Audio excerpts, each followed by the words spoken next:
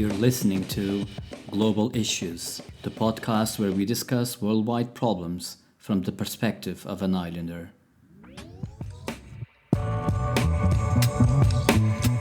Hello, everyone. Today's podcast is about the effects of the energy crisis on the life of an islander. And we have here today Daniela Serrão. Daniela, how do you think this crisis will affect our lives? Hello. First, thanks for having me. Well, I believe that the rise of the energy prices have a direct effect on the cost of gas and other fossil fuels. Commuting to work is becoming too expensive. Food production costs are also increasing. Families who earn the minimum wage start cutting down on essential products, which may affect their health. Statistics show that around 1.9 million Portuguese, even with state support, can face financial difficulties. And how vulnerable are we here on the island? Well, we depend on sea and air transportation exclusively. What solutions would you then suggest? Each one of us should buy more local products, but producers need not only logistic but also financial support from the government. Only with this assistance will they be able to increase production and keep prices affordable to the locals. We could also be careful with the amount of electricity we use. For example, the television, the oven, and other household appliances. I wonder if people know how to save energy. Wouldn't it be worth to organize energy-saving campaigns?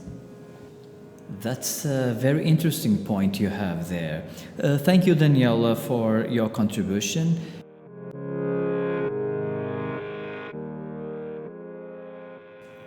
So we also have today the contribution of Tomás.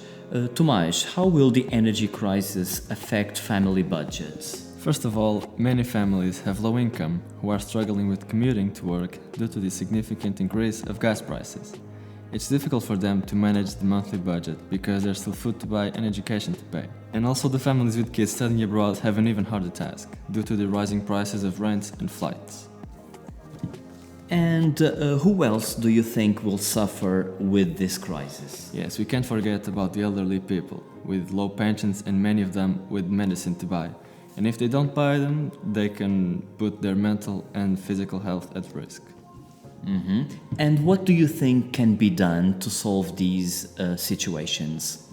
There isn't a clear solution for all the problems, but there are many ways to help, like raising pensions, discounts in medicine, and local charities where we can donate with food or clothes.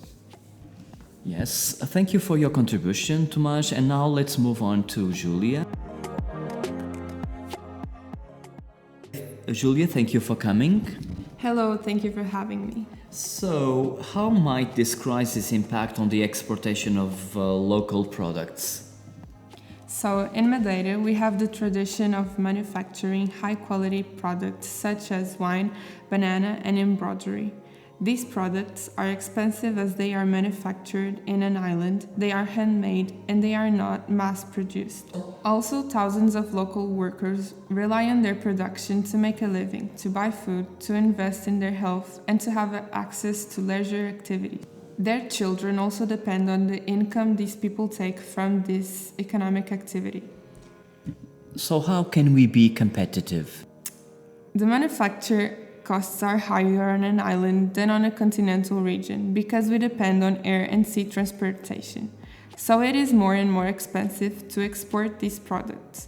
The European Union has some support programs such as cutting down taxes on energy products and temporary help to the most affected industries.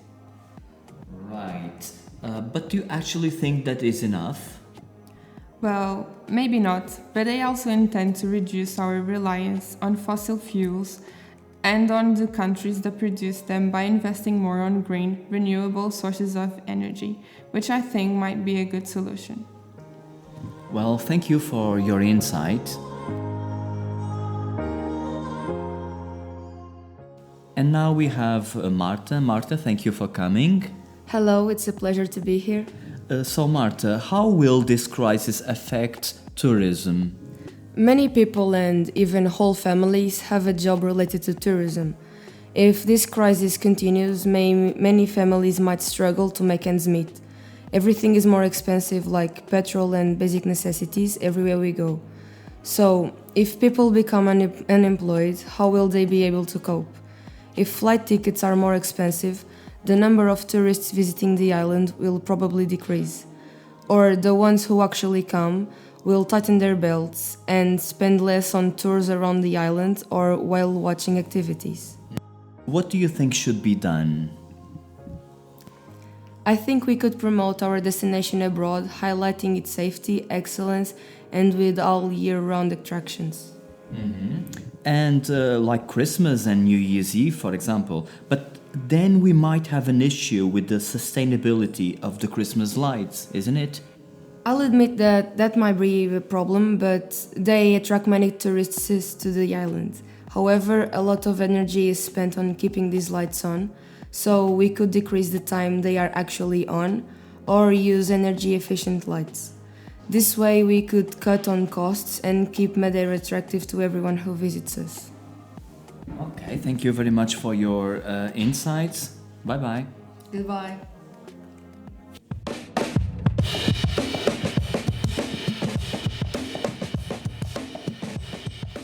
This is it for today, and stay tuned for the next episode.